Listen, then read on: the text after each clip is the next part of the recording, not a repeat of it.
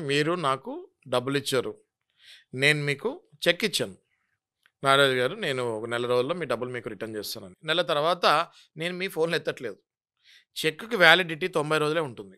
అవును. నేను దాని మీద డేట్ రాసి గనుక మీకు చెక్ ఇస్తే, ఆ 90 రోజుల లోపు నేనేదైనా మీకు డబ్బులు వెనక్కిస్తే ఓకే. రైట్. అయ్యో! శశికాంత్ గారు నాకు ఎప్పటినుంచో పరిచయం గదా! ఇంకా ఆగుదాము అని 90 రోజులు దాటారా, మీకు ఇచ్చిన చెక్కు చిత్తు కాగితంతో సమానం. నా దగ్గర గనక డబ్బులు లేకపోతే జీవితంలో నేను మీకు డబ్బులు వెనక్కి తిరిగి ఇవ్వను. కాబట్టి మొట్టమొదటిగా మనం నోట్ చేసుకోవాల్సిందేంటి? 90 రోజుల్లోపు ఆ చెక్‌ని బౌన్స్ చేయాలి. ఒకవేళ అవతల పర్సన్ రెస్పాన్స్ ఇయ్యకపోతే. బౌన్స్ చేసిన 30 రోజుల్లో నోటీస్ పంపియాలి. 30 రోజుల్లో నోటీస్ పంపించినప్పుడు అవతల వాడికి 15 రోజులు మాత్రమే టైం ఇయ్యాలి. ఆ 15 రోజుల్లో ఆయన గనక మీకు రివర్ట్ అవ్వకపోతే అక్కడి నుంచి 30 రోజుల్లో కోర్ట్‌లో కేసేయాలి. ఇది ప్రొసీజర్. సరే ఇది ఇటువైపు. ఒకవేళ మీరే బౌన్స్ చేశారు చెక్ అనుకోండి. ఓకే. మీరే డబ్బులు తీసుకురావాలి అవసరం ఉండి మీరే చెక్ బౌన్స్ చేస్తారనుకోండి. Second version. Second version. ఇందులో గడగడలాడిపోయి భయపడక్కర్లేదు. కోర్ట్‌లో కేస్ ఎయగానే మీరు వకాలత్ మెమో ఆఫ్ అపియరెన్స్ అంటారు. అది క్వాజీ క్రిమినల్ కేస్ కిందకొస్తది. అంటే పూర్తిగా క్రిమినల్ గాదు, పూర్తిగా సివిల్ గాదు.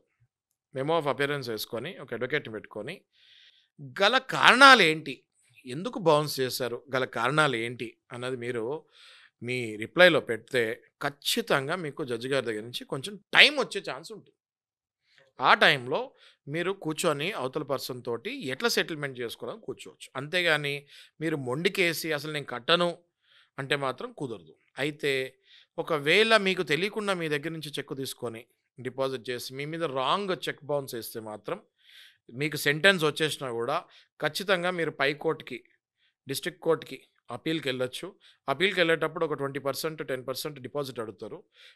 కట్టేసి మీరు అప్పీల్‌కెళ్ళి మళ్ళీ మీ న్యాయం మీరు తెచ్చుకోవచ్చు. అంతేగాని భయపడక్కర్లేదు.